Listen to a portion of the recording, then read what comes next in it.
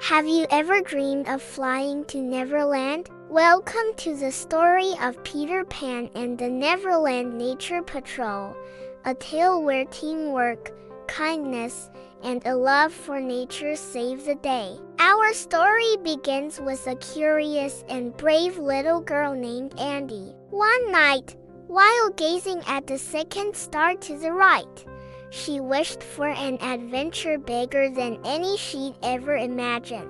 And who should appear at her window but Peter Pan himself? He didn't just come for his shadow this time. He came with a special invitation. Neverland was in trouble, and he needed her help. Andi, with a heart full of excitement, took Peter's hand and flew straight on till morning. When they arrived, Neverland was as beautiful as the stories, but something was wrong. The sparkling lagoons were looking a bit murky, the giggling fairies seemed a little sad, and the magical NeverTrees, which kept the island alive with their shimmering leaves, were starting to droop. Peter introduced Andi to the lost kids, who had formed a special team, the Neverland Nature Patrol. Their mission?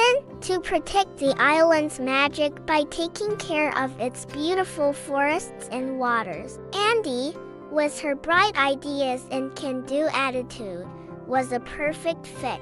She immediately joined the patrol, ready to get her hands dirty and make a difference. Their first task was to clean the Mermaid Lagoon. The once crystal clear water was now cloudy with tangled seaweed and forgotten trinkets. The mermaids, usually so playful, were hiding in their grottos. The Nature Patrol sprang into action. With Tinker Bell zipping around to light their way, they worked together. Peter used his flying skills to pull out large clumps of debris, while the lost kids and Andi used nets made from sturdy vines to scoop up smaller bits. It was hard work, but as they cleared the water, they could see the lagoon floor sparkle again. The mermaids peeked out, then swam out with joyful flips, thanking the patrol with pearly gifts. Andi realized that teamwork made even the biggest jobs feel small and fun. Next, they journeyed deep into the Whispering Woods, home to the fairies. The woods were quieter than usual.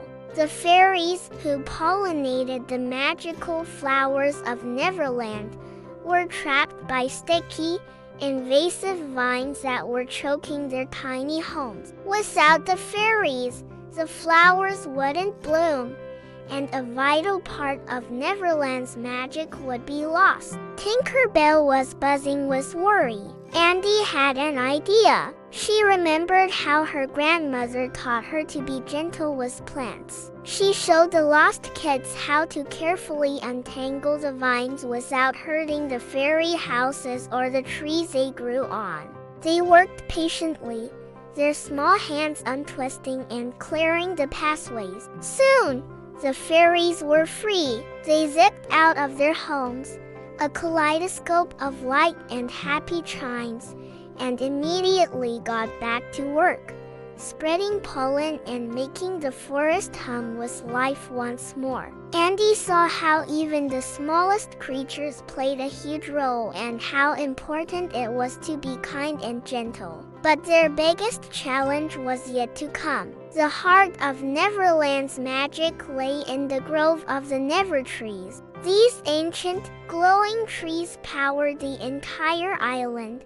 allowing kids to fly and keeping the magic strong. But a strange blight was causing their leaves to fade and fall. The patrol knew they had to act fast. They decided to plant new NeverTree saplings to strengthen the grove. As they were digging and planting, a familiar, booming voice echoed through the trees. Aha! What have we here? Meddling kids! It was Captain Hook and his crew, stomping into the grove. Hook wasn't interested in nature. He just wanted to find a new place to bury his treasure and cause trouble for Peter Pan. He ordered his pirates to start digging, not caring about the delicate saplings the patrol had just planted. Peter Pan drew his dagger, ready for a fight, but Andi stepped forward. "Wait!"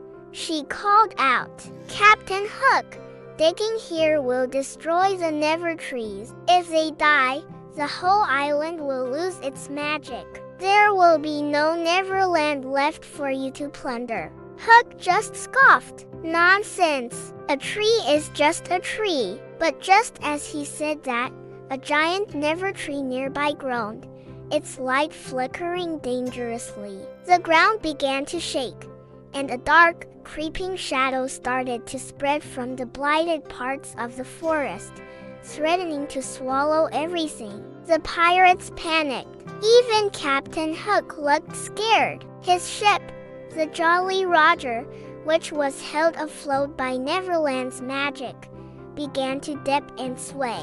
"The magic is failing," shouted one of the lost kids. "If we don't save the trees, we're all doomed." In that moment of shared danger, something unexpected happened. Hook looked at the scared faces of his crew, at his tilting ship, and then at the determined faces of the Nature Patrol. He realized Andi was right. Without Neverland, he had nothing. "Smee," he bellowed. "Get the shovels, but not for treasure. We are planting trees." The pirates, bewildered but obedient, joined the Nature Patrol. For the first time ever, pirates and lost kids worked side by side. They dug holes, planted saplings, and used buckets to bring water from the newly cleaned lagoon. Captain Hook, surprisingly, was a very efficient digger.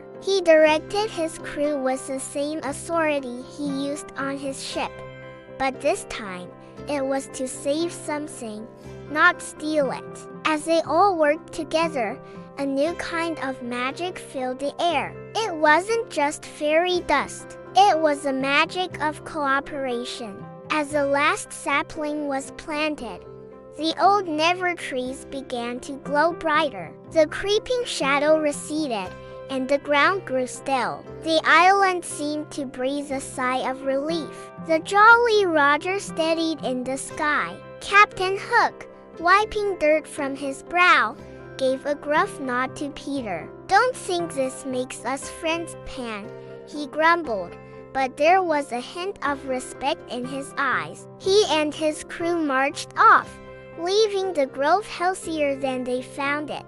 Was Neverland safe?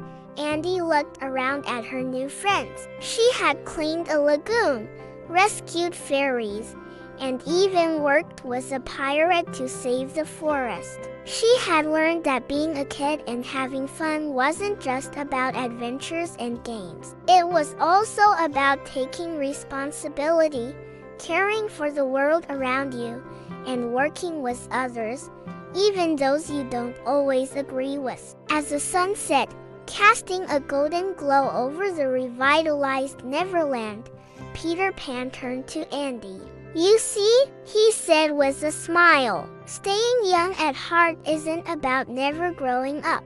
It's about never losing your sense of wonder and your willingness to help. You're a true member of the Neverland Nature Patrol."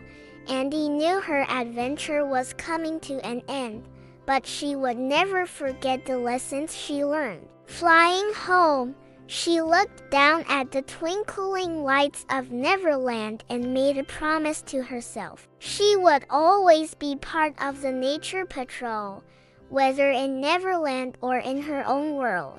Because protecting nature and being kind to others is the greatest adventure of all. So, the next time you see a park that needs cleaning or a plant that needs watering, remember Andi and the Neverland Nature Patrol. A little bit of teamwork and a whole lot of heart can create magic anywhere. Thanks for watching our story today. If you enjoyed this magical adventure, don't forget to like, subscribe, and hit the notification bell so you don't miss our next tale. See you next time.